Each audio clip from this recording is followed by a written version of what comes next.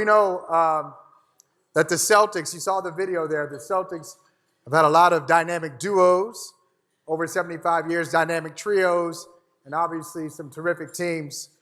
So we're going to talk about one of those duos, one of those great duos in Celtics history tonight. We're going to have a great conversation with guys I have a lot of respect for, and I saw them when they were this high, basketball-wise, and they've grown into some incredible players and incredible people.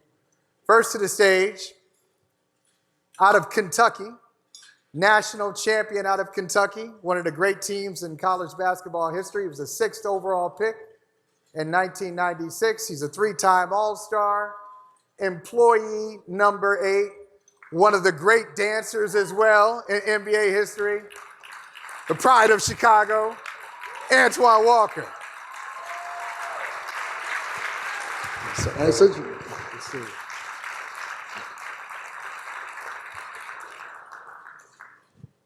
He played with the guy who went to Kansas, 1998, 10th overall pick in the draft. What a steal for the Celtics. He stayed for 15 seasons with the Celtics, and as you know, I was just thinking about this the other day, 2008 Finals MVP. Remember that night at the Garden? Remember how loud it was? Beating the Lakers by 39 points to clinch the championship. Beating the Lakers. Is this a Celtics crowd or not? Beating the Lakers. Thank you. Just had to make sure we're in the right place. You know him as, I can't say his whole nickname that Shaq gave him, so I'll just give it the abbreviated, The Truth, Paul Pierce, Basketball Hall of Famer.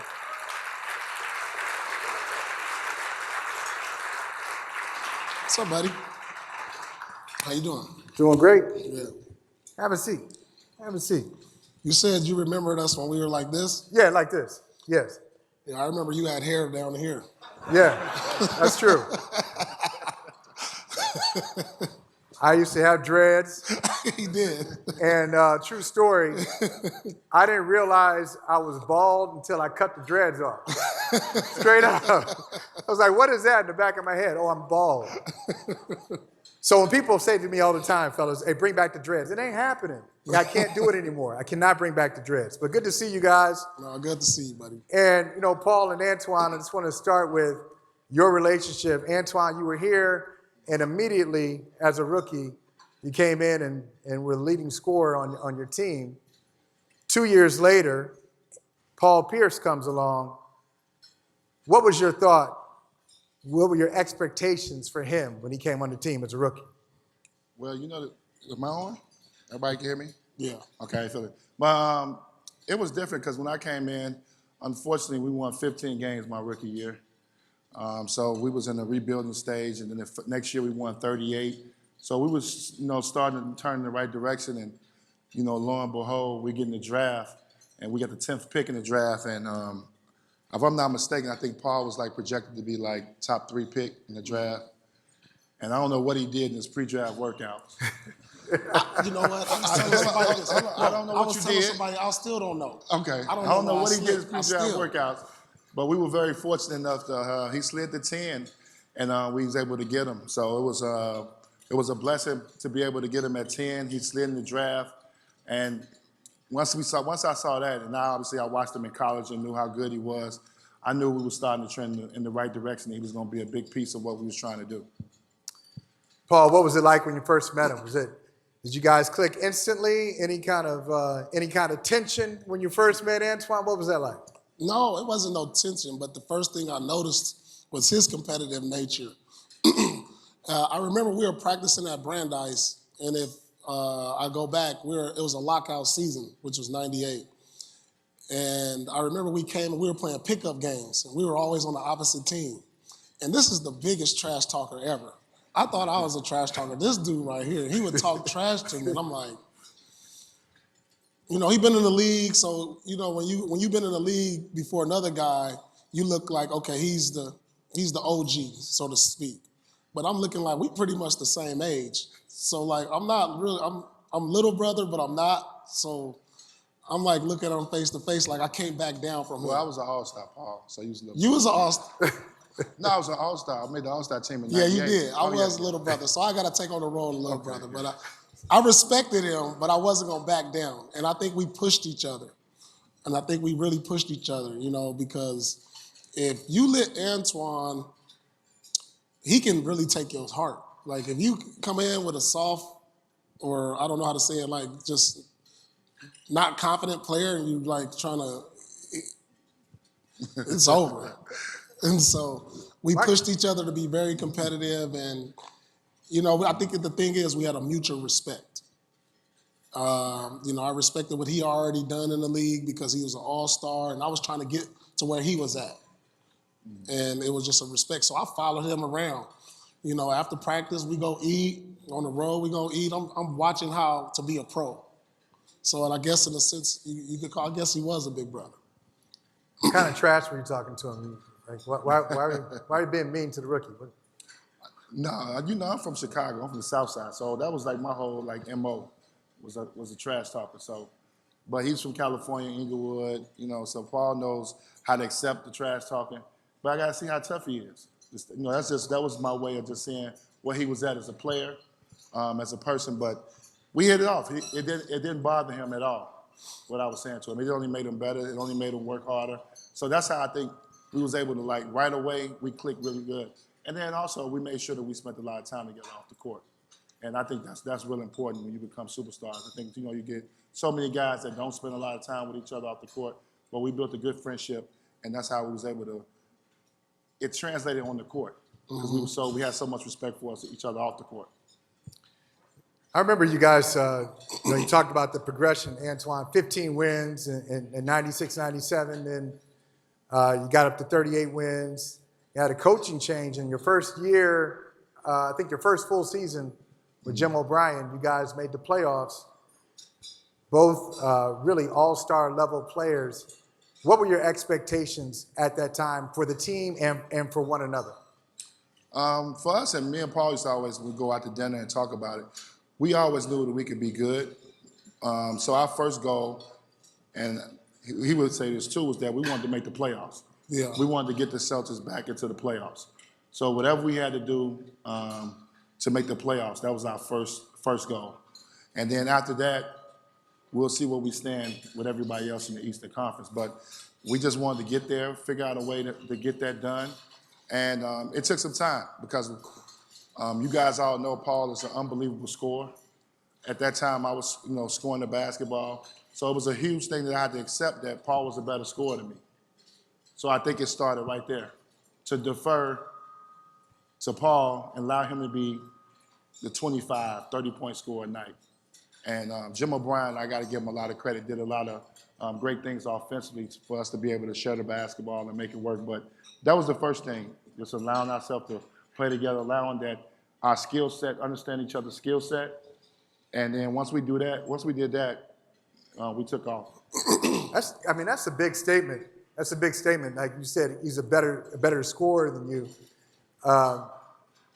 Paul, did you know that Antoine felt that way? Did he ever verbalize that to you, or is it just obvious that he was giving you the space to be the scorer you need to be? I think the thing is, he had such a tremendous skill set because at the time, he was a better passer than me and the way he handled the ball. So, a lot of his comparison, they compared, and by the way, Antoine was ahead of his time. And because you see the power forwards today. Yes.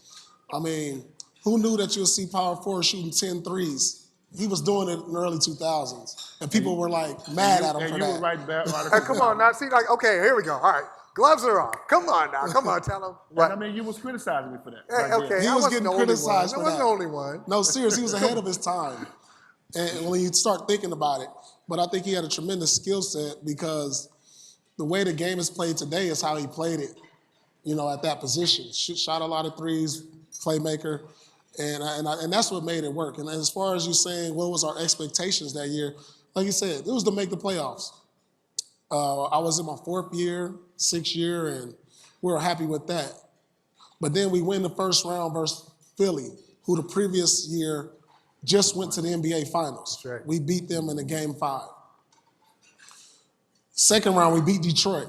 So now we're in the conference finals, and we're like playing the Nets, who we beat 4 times that year. I'll never forget. So I'm like, oh wow, hold on, this is perfect. And everybody knows the Lakers are going to the finals, so we're thinking it's about to be a Lakers-Celtics finals matchup at that time when we had no expectations. It was a hell of a ride, to go through that my first year to eventually losing, but it was a good experience. And it's unfortunate that we didn't build upon what we had because a couple years, I think a year, 2 years later, they broke us up where Antoine got traded, but we were heading the right direction because we felt like with a couple more pieces, we could have made the finals 2005, 2006. I want to ask you about that Nets series. I know you guys all remember it. The big comeback. I think it was in Game 3. You guys were down 21, and you came back to win that game.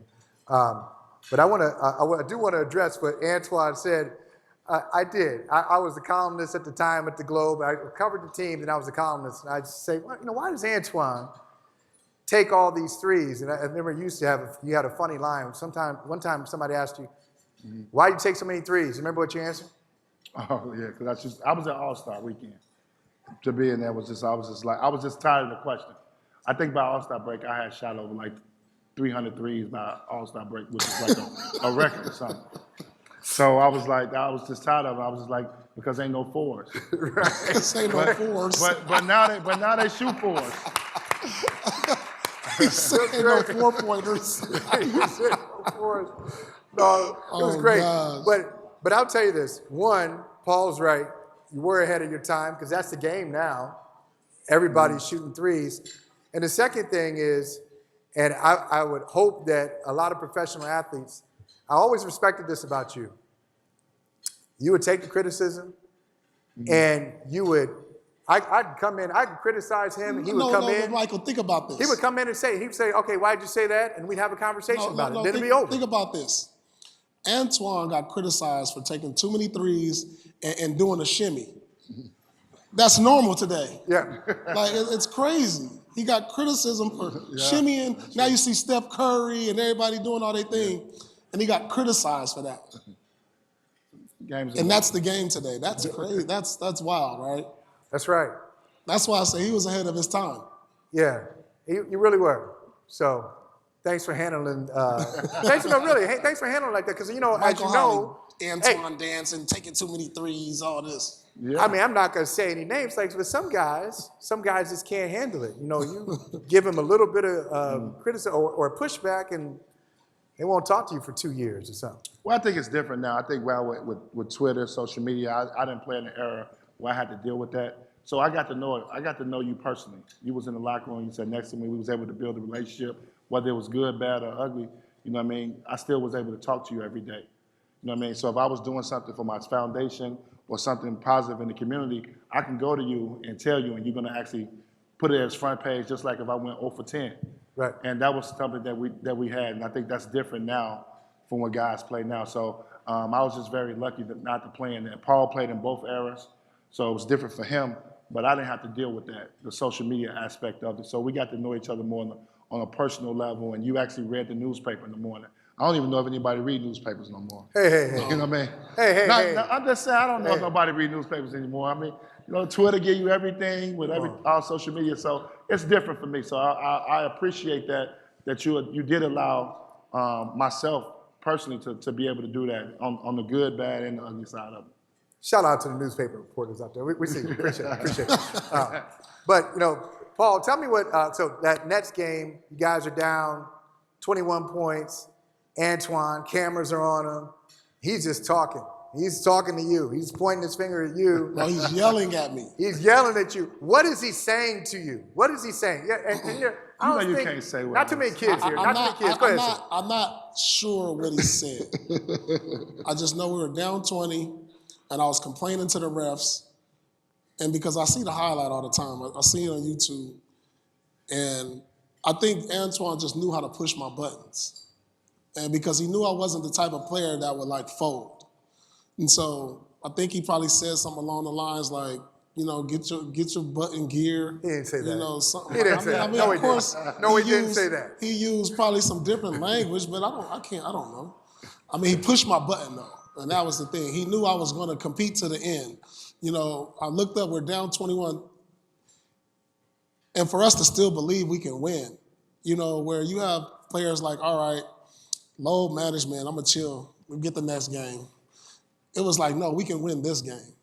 And he pushed my button to where he brought it out of me.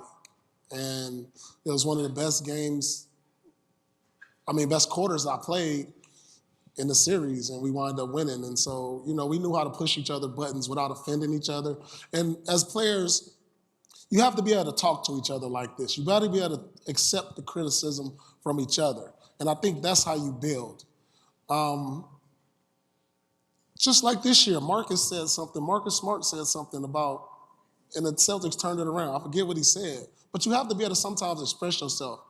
Maybe not in public, but to each other, but I think if you can talk to each other, whether they like it or not, it helps you grow. And that's what these young players have to understand. In any relationship, you got to tell them, you got to take the good with the bad and grow from it. And we knew how to push each other's buttons, and we had that type of relationship, and we strived. Ime sitting there like, oh, why'd you bring up the Marcus Smart thing? Oh, man. We're past that. Come on, we got past it, Paul. Why are you bringing it up? No. But no, they have. They played really well. And since then, they've been good. He said they should pass the ball. Sometimes that's what it takes. Nobody, bottom when line, you the scorer, you don't want to hear that, really. Right. You really don't want to hear that, but you know it's true. Now you pass it and they winning. Yeah, that's right. Somebody's got to say it, right? Somebody's got to say it. I got a couple more things before you guys get back to your drinking and your eating. When you think about some of the great duos in the game, and the Celtics, as I mentioned, the Celtics have had tons of them over the years. Like duos is really an understatement with the Celtics history. Just so many great players. What do you think? What do you think the key to it is? Is it just accepting your role? Is it communication? Like if you said, all right, this is the key to having a dynamic duo where people don't step over each other. Antoine and then Paul. I think it's a combination of things. I think first it got to start with, like we've said numbers of times already, is just having mutual respect for each other as players. I think that's the first thing, and respecting each other's game. I think it's the relationship and bond that you build off the court. Me and Paul, you know, we hung out together off the court, whether it was him coming to Chicago, supporting me and anything that I was doing charity-wise, anything that he was doing. I would go to LA, spend time with him. This was bigger than just the game. And I think that's what made everything special. And then we both had the same common goals. We both very competitive. We want to win. And we both won the championships. It's ironic that we both end up winning championships. We didn't win it together, but we still was able to accomplish something that we ultimately always talked about. And I just think that we built that bond and that relationship that couldn't be broken. That's how in that game I was able to go at him verbally and him not take it personal. Right. And, you know, a lot of guys wouldn't accept that. A lot of guys get in fights. You mean, I done been on teams where those turn into fights that carry over into the locker room and guys not liking each other. But I can do that continuously. He can tell me, we used to have so many games where if I wasn't doing something, he can come to me and tell me, you know, get my act together. I can tell him, and we never had any problems. And I think that's what made us the best duels. And we started to. Once we started looking at the scoring duels in the league, I mean, we were behind Kobe and Shaq for about 3-4 years, which we took pride in that as being one of the top scoring duels in the league. And so we started to look at those things and try to see if we can get over the hump. But we knew we had to eventually win to get that respect. So I think for me, that's what it was. I just think the off the court led to the on the court to the respect factor and we had the same common goals that allowed us to do what we do. You know what I mean? And I was telling him last night at dinner, it's funny. I was like, man, you wouldn't use on TV, and you know, Paul would go at LeBron and D Wade, and he'll put himself in that situation like he knew Paul. But they don't understand. Paul really, to me, is real close. It depends on what you like. He's in that category, and he don't get that respect. I told him, I was like, you were right. I said, people don't know that. I played with D Wade and I played with Paul, and it's neck to neck. But because the public wants to put that there, you don't know them on a day-to-day basis and how they play. People don't know that, but I love the fact how competitive he was. He wanted to guard LeBron. He wanted to guard Tracy McGrady. He wanted to guard the elite players in the league, night in, night out. He took it. He looked forward to that, and that's one thing that people don't know about him. So I just think all those things helped us have a great run. And I played 7.5 years with him, and it was the best part about it. Oh yeah, oh yeah.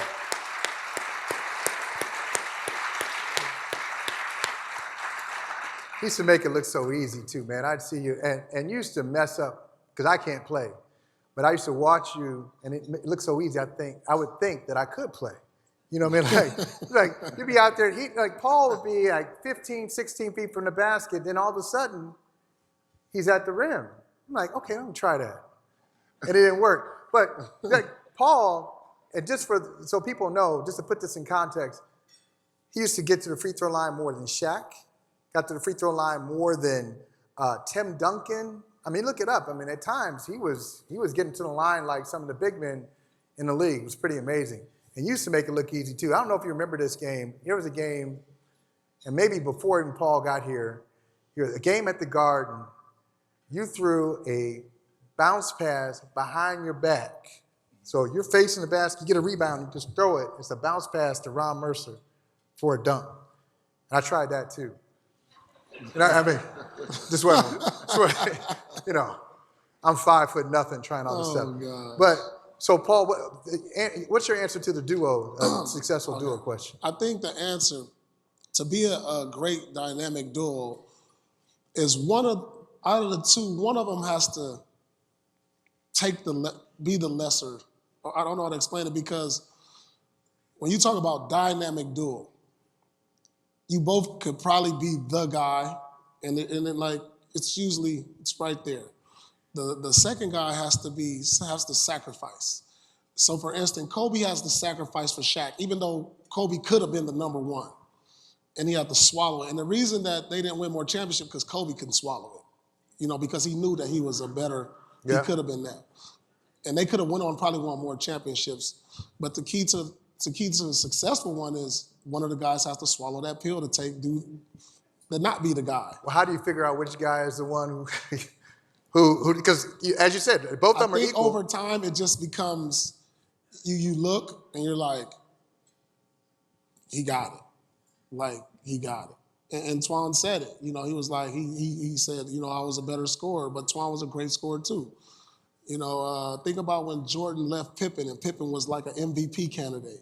Yeah. You know, he was good enough to be a one guy. So one guy has to say, all right, I'm going to sacrifice just a little bit more. But you got to understand, it's going to be nights where that 1B guy is going to be the 1A guy. But if you know that going into it, it just makes the relationship so much better. And when you talk about the dynamic duos, who do you mention? The Pippen and Jordan, Kobe and Shaq, Magic and Kareem, Steph Curry and Kevin Durant. Like, Steph was a 2-time MVP, but he knows Durant was Durant. And he had to be like, I have to take a step back. Yeah. And so when you understand that, that makes for a great duel, and it makes it successful. All right, last thing I have for you guys is, Antoine, I asked you this probably like a couple of years ago. So tell me an underrated thing about Paul. Paul, tell me an underrated thing about Antoine. I already told you an underrated thing. He was ahead of his time. Yeah. I mean, come on. He was a futuristic player playing in the early 2000s. All right, I got another question for you. Okay. He shot 10 threes that got frowned upon. Yeah. Now it's normal. I got another question for you then. But tell me an underrated thing about Paul. Then I got another question for Paul, since he's got all the answers here. All right. How dominant would he be today? He danced. He shot 10 threes a night.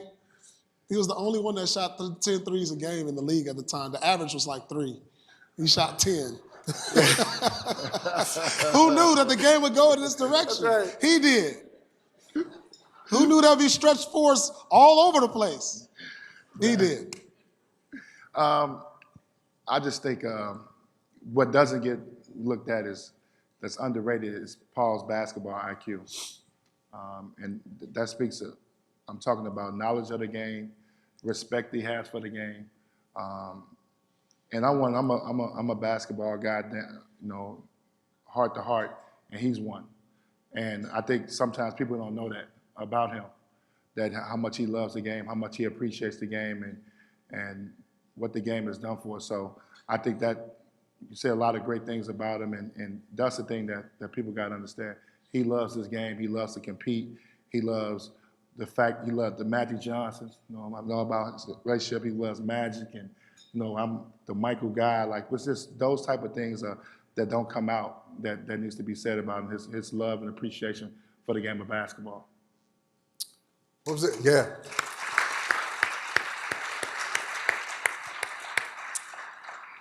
Antoine mentioned that, it was on a 06 championship team in Miami. Shaq is on that team, Alonzo Mourning, D. Wade. I mean, really an incredible team. What was it like for you to watch him, Paul, win a championship in 06? So in 06, he won the championship. I went to a couple games in the first round. I flew to Miami. He won the championship. I flew to Chicago, met him. He was at the restaurant. I don't know. We was on the corner on Rush Street. He was outside Gibson's. at Gibson's. I took a cab straight to Gibson's, took my luggage out, and right there and ate with him and hugged him and congratulated him. He remembers this. I was so happy for him because, we were in one place, and when he won, I felt like I won. And I'm telling you, this is a true story. I flew straight to Chicago after they won it and celebrated with him. I love that. I love that. Final question. There it is, banner 17, 2008. What was it like for you in knowing the city? I know how much you love the city, even after you were traded, just great connections in Boston. What was it like for you to see not only Paul Pierce win a championship, but Paul Pierce be the finals MVP? Well, before I get to that, let me just take a step forward just to kind of sum up the Celtics winning the championship. I think people don't understand what it means to be a Celtic. So when I came into the league in '96, I always tell people it was Red Auerbach, it was M.L. Carr was the head coach, GM, it was Casey Jones was the assistant coach, Dennis Johnson was the assistant coach, Larry Bird was still around the team. So when I came in and JoJo White, don't want to leave JoJo out. So when I came in and Mad Max, who welcomed me very much to the city. Shout out Cedric Maxwell. Cedric Maxwell. What's up, Max? So for me, when I came in, it was totally, this is what I came into. When my workout, I come in to work out, and that's who in my workout. I'm like, holy shit. You know what I'm saying? This is in my workout. So I work out for 20 minutes. And they like, we done. I'm like, what? All these other workouts, 2.5 hours, 3 hours. I work out for 20 minutes. They bring me to the room. I'm like, damn, they ain't picking me. This ain't even on the list. You know what I mean? Yeah. But I have a lot of love and respect, and I can see a second on. They moved up in the draft to get me. They were picking ninth. They traded Eric Montross to move up 6th to get me. And the fact that the organization wanted me and moved up to get me was special to me. And to come here the first year and to play with, I played with Purvis Ellison, Damon Barrows, Dino Raja, and they were coming from a very sensitive place. They had just lost Reggie.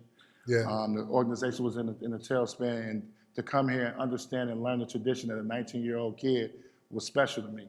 And all I wanted to do was be able to win and see if I can get the organization back, and was able to do that after 2 years with Paul coming and making the organization relative again. So that was special to me. So all this is all built up to what it means to me and watching the Celtics win the championship. I'm a Celtic to heart. I always tell people I'm going to be a Celtic forever because of what this organization has done for me. Even the new ownership group, they probably don't even remember that. They the ones really got me my championship. We was in a situation where I was a free agent for a month. And I remember reaching out to Wick and those guys and say, hey, man, could you guys do a sign and trade for me? They were in a transitional stage themselves as an organization. And he was like, Antoine, we're going to do whatever we can to get you somewhere. And they got me to the Miami Heat. So I want to thank you guys. I always remember that and appreciate that. I think it's still the biggest trade in NBA history. I think it's still the biggest trade, 13-player trade. You had guys making $100,000, $200,000. I was trying to figure out a way to get me there, but they got me to the Heat and got an opportunity to compete for a championship. So I've always been special and remember that. But I remember going to Gary Payton was renewing his vows, and Kevin Garnett was there. And he came up to me and he was like, hey, what you think about the Celtics? What is about? He was like, I got a chance to probably get there. And I was like, man, it'll be the best thing you ever happened to you, man. You go there, play with Paul. Y'all have a chance to win it. They got some pieces there. And I remember you calling me, telling me Kevin is probably coming. I was yeah, like, what? I'm like, man. Then so Kevin gets there. He called me and told me that. We was all in Los Angeles. We was in L.A. It was at Gary Payton's. He was renewing his vows, and I remember just telling him, "Hey, man, it's going to be have a great opportunity to do this." And I just watched them all season. They was exciting and 60+ team. Kevin's played his senior year in Chicago, so I had a lot of respect and love for him, and obviously want the best for Paul and the organization. So it was fun to watch. I was happy I got mine first. But no, it was fun to watch. And then they had some great pieces on the team. James Posey is one of my good friends, was on that team. I won it with him in Miami. So to see him come back and go there, big baby SEC guy. LSU watched him play and saw him play in high school and got an opportunity to know him. So all those guys that were on that team, so I rooted for them. And Ray, same class, arguably 1996, best draft class ever. So don't forget about Ray as well. So all those things played a big part in what I do. But I also want to say, just for the Celtics, the organization, the people that are still here that treat me really, really well, Sully, Johnny, Pat Lynch, everybody, this is my family. And they always look out for me. That's what's They've been around me forever. So these guys, been really great to me. You know what I mean? Even the ownership group that's attached on, Jimmy Cash, you've been great to me. Just there's so many people with the Celtics organization. So for them to win it, get back to the point of winning in 2008, I couldn't be more happier. I couldn't be more happy for him getting the MVP and the way he performed and battling Kobe was tremendous. So I'm a Celtic at heart, man. I appreciate this dinner and being involved in the 75-year anniversary and they invite me out and all the ex-players. This is a great organization to be a part of. Yes, I played on 6 different teams, and obviously I didn't have as much success and spend as much time, but this is a first-class organization, and it's always good to make me feel like it's home. So thank you, guys. Here to celebrate. Looking forward to seeing Kevin going up tomorrow, but tonight's even more special to be on the stage with my buddy and with you. I didn't know you was going to be here. I didn't know you was going to be here. And I'm watching you and Mike Smith's show all the time. I appreciate you. I appreciate it. Hey, let's give it up for 2 of the greatest Celtics, Antoine Walker, Paul Pierce. Thank you. Oh, that was awesome. Good stuff.